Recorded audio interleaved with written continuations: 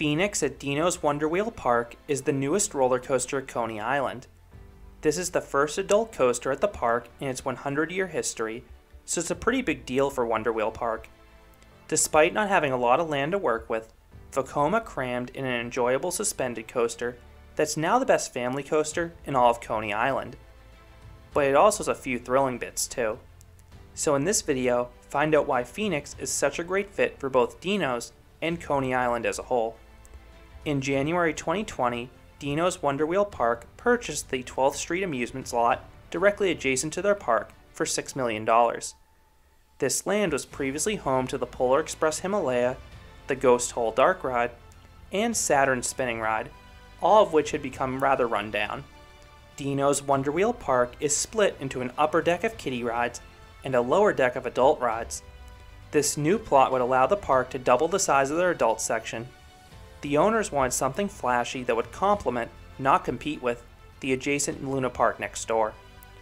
But a few months later, the COVID-19 pandemic hit, and like all amusement parks in New York, Dino's Wonder Wheel Park was forced to remain closed for the entire 2020 season.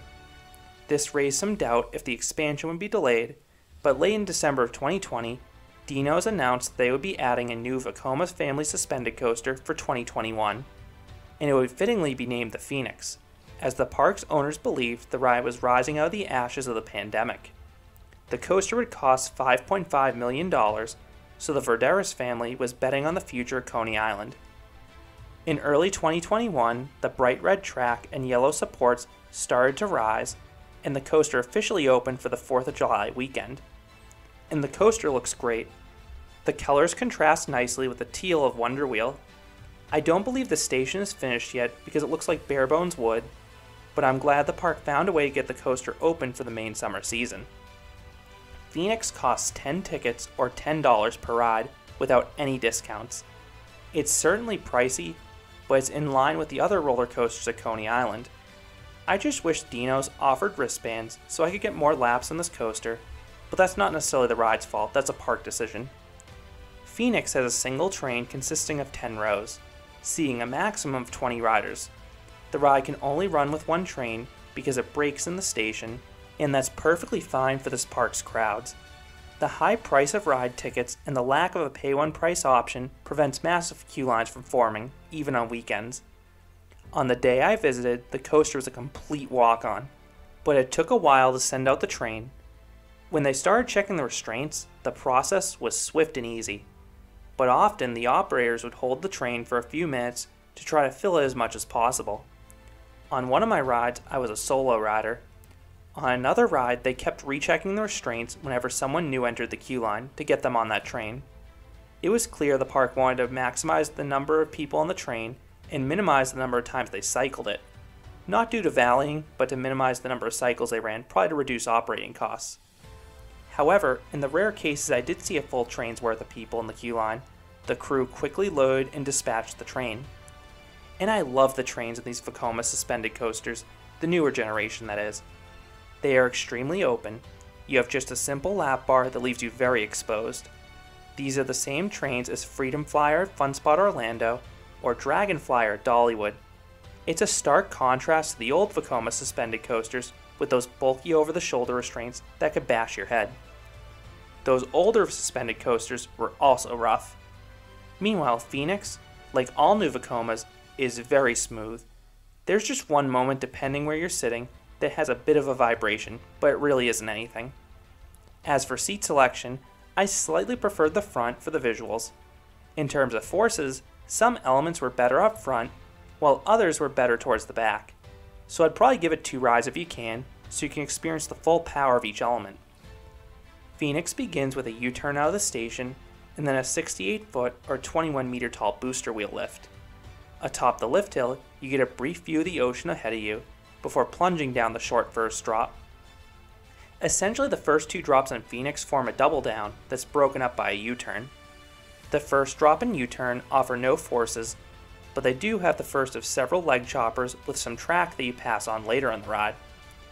The second drop is the largest on the ride, and while it isn't super steep, the long trains have some whip towards the back and give a faint floaty feeling there. That is followed by a 180-degree turn that pulls some moderate G's before hitting the most intense part of the ride. And I'm not even talking about that subsequent overbank. I'm talking about the transition between the 180-degree turn and that overbank. The pullout is super sharp, and it really piles on the positive G's in the back of the train. And it's quite strong towards the front of the train too. It's probably the most intense part of the ride if you're sitting in that back row. You then hurtle through an overbank, which looks darn close to an inversion. From many angles, it looks more like a cutback or a corkscrew because of how severe the banking is. The front gets pushed through this element, getting some good positive G's. The element is a bit less forceful towards the back, but it's still quite snappy. That is followed by a highly banked turnaround that looks sort of like a 270-degree helix merged with an overbank. But again, it does feel more like an overbank on ride. In fact, it feels exactly like the prior overbank. The front gets pushed through it, and it's subjected to some strong positive G's, while the back gets a smaller dose of positives, still good positives though. But everyone gets a great leg chopper with the prior overbank as you exit this element. Phoenix then turns to the side and it dips towards the ground. Phoenix has good pacing for a family coaster, but this is the lone section of the ride that offers riders a chance to catch their breath. And it's probably a smart choice on a family coaster. The ride has a max speed of just 34 miles per hour or 55 kilometers per hour, but it uses that speed quite well, especially in the prior overbanks and tight turns that pull some decent G's for a ride like this. The train then whips around the final two turns. Both are super tight. They give pretty good G's up front and even stronger G's towards the back of the train as you're really pulled through them. The second to last turn has a bit of a vibration in the back row, but that's the only shaky moment on an otherwise glossy smooth coaster, so it really isn't an issue at all for me. After these last two turns, the ride comes to a stop in the station, ending the 1,221 foot or 372 meter long journey.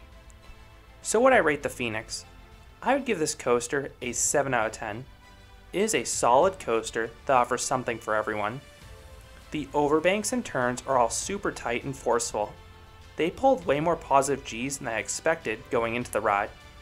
Plus the coaster is glass smooth. This coaster is a great fit for Dino's Wonder Wheel Park, and I hope the investment pays off for them. As I mentioned earlier, a majority of Dino's Wonder Wheel Park's rides are family or kiddie rides, so the Vekoma Family Suspended Coaster was a great choice. It has a super low height requirement at just 39 inches, and it's not large enough to frighten young kids, yet it has enough thrills, particularly in the tight turns, to appease older guests as well. And Phoenix complements the rides at Luna Park quite well. Most adult coasters in that park have 48-inch to 54-inch height limits. The only coaster with a lower height limit of the adult ones is the Tickler Spinning Coaster. So it's nice that Phoenix gives younger kids another option for roller coasters while offering a much different ride experience unlike any other on the boardwalk. Compared to the other Vekoma suspended coasters in America, I definitely prefer Phoenix to Freedom Flyer or Steel Lasso. I do think Dragon Flyer has a better start with that sizable drop and forceful overbank, but Phoenix is far more consistent start to finish, and then it crushes the old ones mostly found at those Cedar Fair parks. So those are my thoughts on Phoenix, Dino's Wonder Wheels Park new for 2021 suspended coaster. Have you been on this new Vekoma ride? How do you think it compares to the other Vekoma suspended coasters? I would love to hear what you think down in the comments.